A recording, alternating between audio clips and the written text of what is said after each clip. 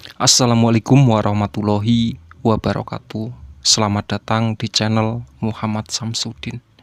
Di kesempatan kali ini saya akan menceritakan sebuah cerita 7 hari setelah ibu pergi, part 9. Sebelum masuk ke ceritanya, jangan lupa subscribe dulu ke channel ini. Selamat mendengarkan. Aku mengambil kain di dalam rumah untuk membungkus bangkai Samson, sementara Rehan sedang mengali tanah di dekat deretan pot tanaman keladi.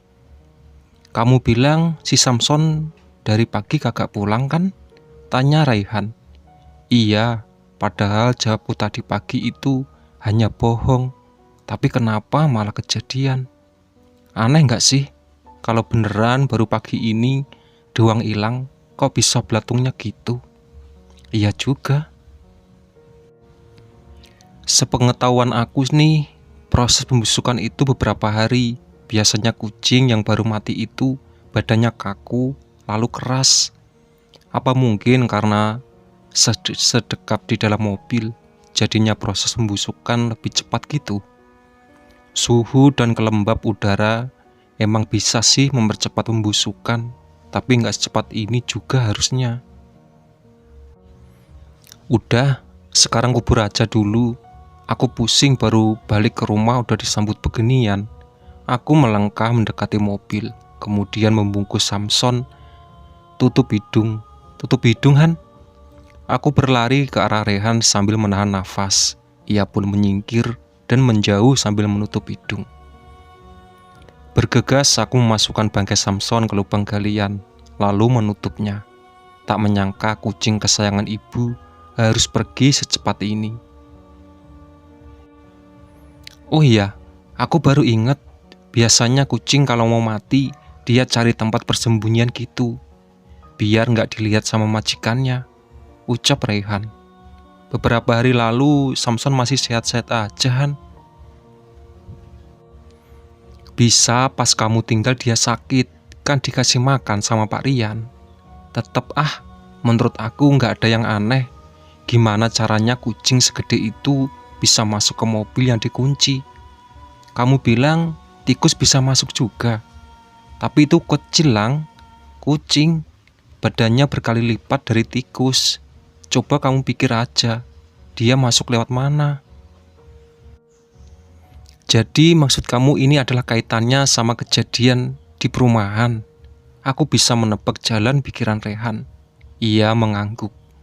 "Momennya terlalu pas kamu sampai rumah. Apa ini kayak bentuk ancaman?" "Bisa jadi." "Duh, aku baru mau tidur di rumah, Han. Kamu malah bikin gue parno. Tidur di rumah aku aja." "Enggak, pokoknya malam ini aku mau tidur di rumah aja, apapun yang terjadi." "Kalau kamu kenapa-napa, gimana? Kalau besok pagi aku nggak ada kabar, kamu datang ke sini, takutnya aku keburu busuk." "Jangan ngomong gitu, Lang. Nggak tahu dah, Han. Rasanya aku udah bener-bener capek sama teror itu." "Semangat, Lang. Aku bakal ngebantu kamu. Tenang aja.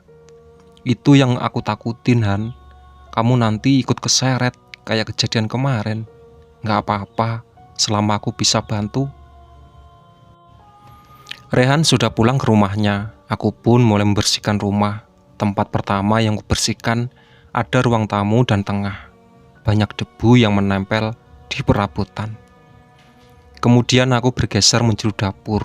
Mata ini terbelalak saat melihat dapur yang berantakan. Perabotan dapur yang sudah berserak di lantai, keramik berwarna putih pun sudah berubah kecoklatan. Pandangan ini tertuju pada jejak kaki dekat kulkas. Jejak telapak kaki kecil mirip dengan milik ibu. Aku mengepelkan perlahan sambil membaca surat pendek. Lantai sudah terlihat bersih, kini tinggal pencuci perabot dapur. Setelah itu, aku mengeluarkan semua bahan makanan di dalam kulkas. Hampir sebagian besar sudah busuk atau kadaluarsa. Kumasukkan semua dalam kantong plastik besar, lalu membuangnya keluar. Lang, spontan aku menoleh ke kiri. Ada Pak Rian yang sedang berdiri di dekat pagar rumahnya. Pak, balasku canggung. Pak Rian menghampiriku. Dari kemarin sore, Samson gak kelihatan. Saat mendengar nama itu disebut, suasana hati mendadak sedih. Samson sudah dikubur, Pak. Hah? Dikubur? Kapan? Pak Rian tampak terkejut. Tadi siang, Pak. Perasaan kemarin pagi masih sehat-sehat saja. Gak tahu Samson sakit apa, Pak. Bangkainya juga sudah ditemuin di dalam mobil. Mobilnya kan dikunci kan? Iya, Pak. Terus bagaimana caranya masuk? Saya juga nggak tahu, Pak. Kamu sini deh. Pak Rian mengajakku berdiri di depan pagar rumahnya. Sebenarnya Bapak pernah lihat sesuatu di dekat mobil itu. Ucapnya dengan suara pelan. Sesuatu apa, Pak? Tanyaku. Kayak orang hitam, tinggi besar. Dia berdiri di dekat mobil. Apa mungkin sosok itu yang masukin Samson ke dalam mobil? Semoga aja bukan, Pak. Aku tak mau berpikir macam-macam dulu. Takutnya keberanian ini akan runtuh. Iya, semoga saja. Oh ya, kapan kamu mau pergi ke rumah Ustadz Farud? Tanya Pak Rian. Masih belum tahu, Pak. Sekarang saya masih harus istirahat dulu. Soalnya habis kecelakaan. Kecelakaan? Pak Rian menindai tubuhku. Aku pun menunjukkan luka di siku, telapak tangan, dan lutut. Kecelakaan motor ya? Iya, Pak, gara-gara ngantuk pulang dari Bogor. Lain kali hati-hati, Lang. Kalau ngantuk jangan mengendarai motor atau mobil. Iya, Pak, saya mau lanjut bersihin rumah lagi. Oke, Lang, kalau butuh bantuan kabarin Bapak aja. Siap, Pak. Aku pun melangkah menuju rumah. Azan maghrib berkumandang. Aku yang tadi sedang berbaring di kasur pun bangkit sambil menatap pintu. Dalam hati ini berdoa, semoga tidak ada sesuatu yang menghalangi langkahku menuju kamar mandi. Kubuka pintu, bismillah, gumamku seraya menuju kamar mandi. Alhamdulillah selesai wudhu, tak ada gangguan bergegas, aku kembali ke kamar untuk sholat maghrib.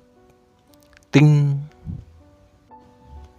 Ada notifikasi pesan di ponselku. Aku bangkit dan melipat sajadah, lalu mengambil ponsel di atas kasur. Ternyata pesan dari Pak Rehan. Lang, aku sama Ega udah di depan. Depan apa? Balasku. Rumah kamu. Aku berjalan mendekati jendela, kemudian mengintip keluar. Ternyata Rehan dan Ega sudah berdiri di luar pagar. Bergegas, aku keluar rumah. Kamu berdua jalan kaki ke sini? Aku tidak melihat ada kendaraan. Iya, saut Ega. Kagak, saut Rehan bersamaan. Jadi mana yang benar? Tadi diantar supir ke sini. Mana mungkin maghrib-maghrib kita berani jalan kaki ke rumah kamu? Jelas Rehan. Masuk yuk. Di luar hawanya gak enak. Kami pun dibawa ke rumah. Aku melirik bungkusan plastik besar yang dibawa Rehan. Kamu bawa apaan, Han? Tanyaku. Makanan buat malam ini, sautnya. Wih, kebetulan banget. Aku belum makan malam. Udah aku tebak. Kami pun masuk ke kamar, mengobrol sambil menyantap makanan. Tadi pagi gimana? Tanya Ega. Gimana apanya, Ga? Sautku. Ceritanya bilang aja gurunya Om Fauzan.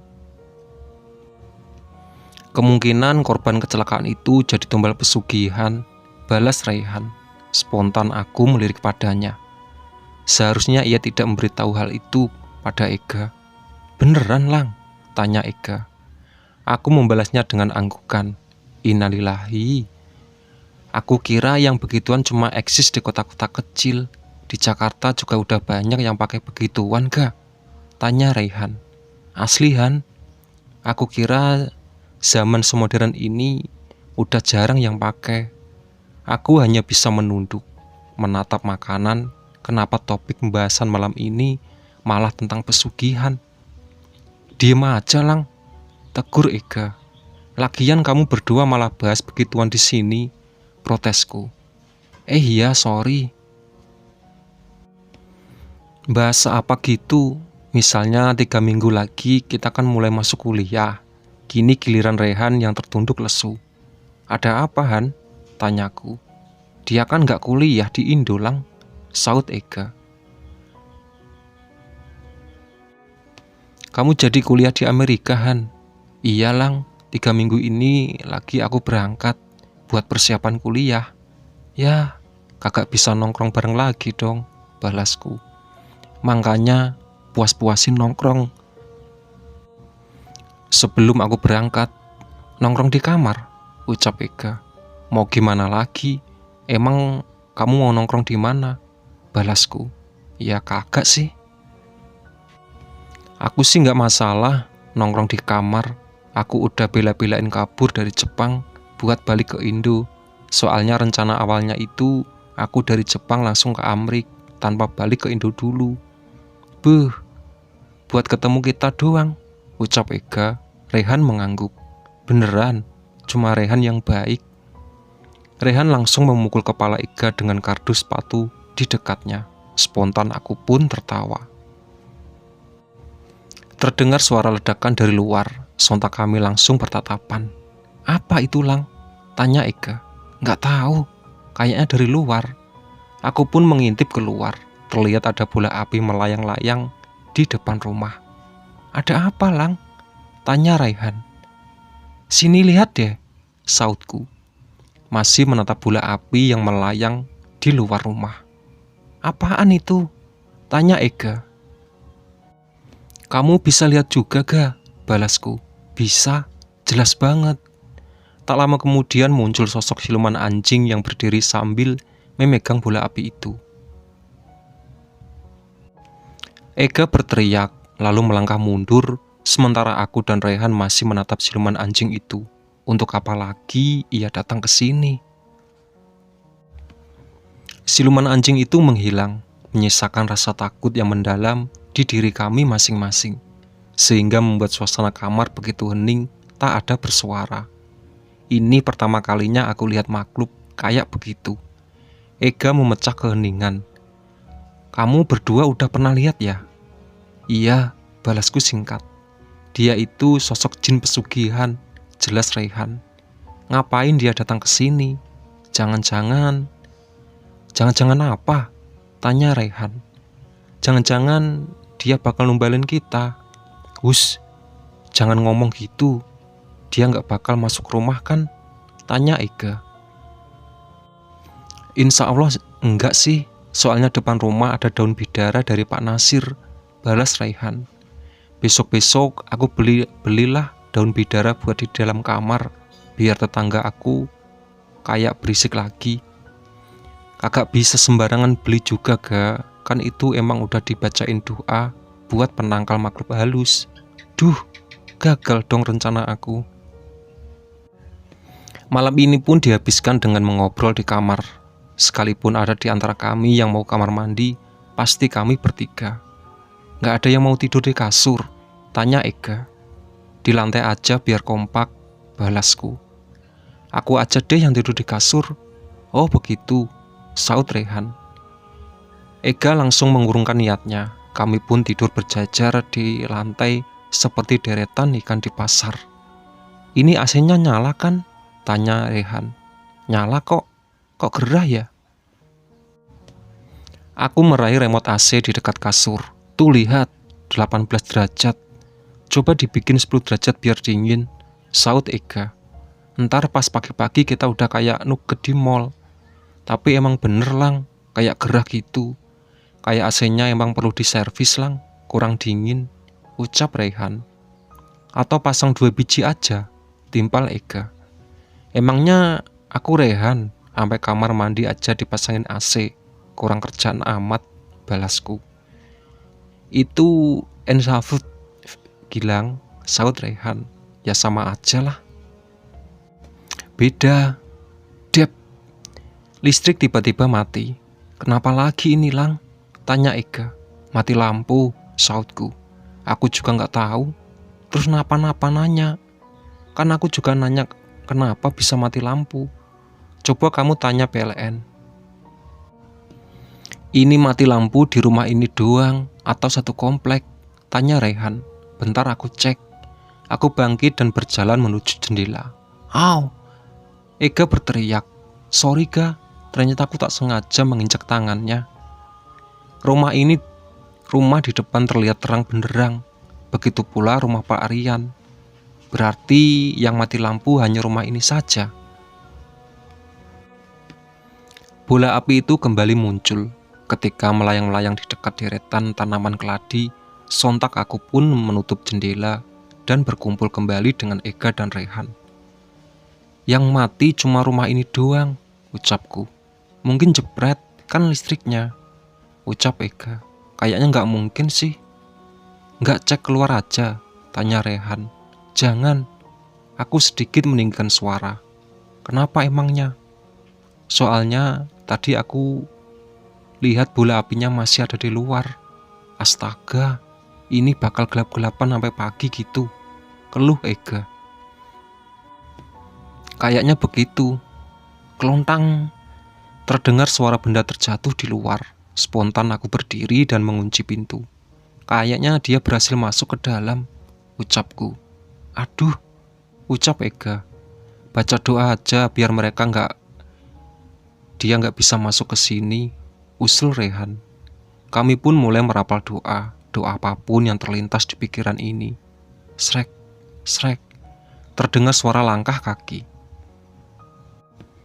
Tok tok tok, kini suara ketukan. Lang, panggil seorang dari luar. Siapa itu Lang? Tanya Ega. Ibu. Sedetik kemudian terdengar suara riuh dari luar rumah. Suaranya orang-orang merintih kesakitan dan meminta tolong. Berisik, teriakku kencang. Han, si Gilang kesurupan, ucap Ega. Kagak, aku cuma kesel aja sama mereka. Kenapa sih selalu ngikutin aku?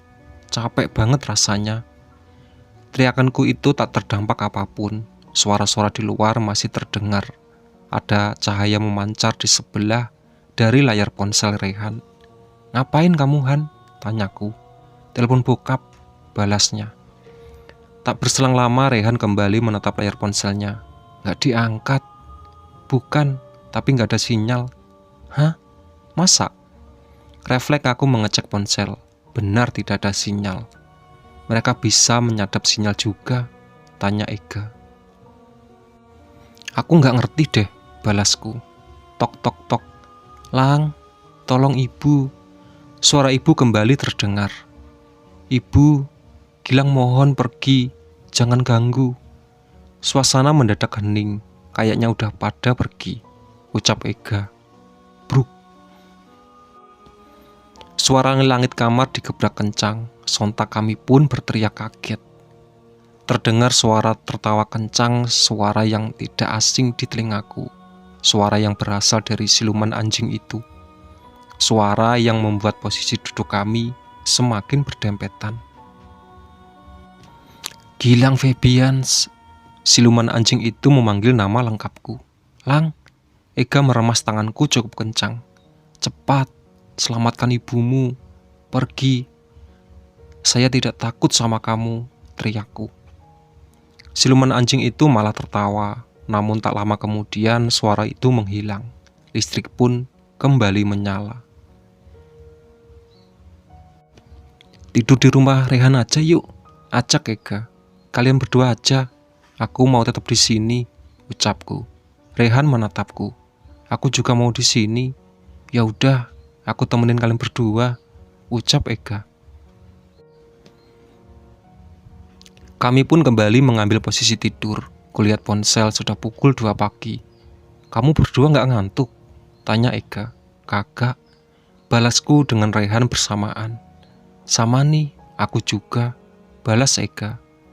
Di rumah kamu ada PlayStation gak Lang? Ada di ruang tengah, balasku. Ah, kagak jadi deh. Paksa tidur aja, saut Rehan.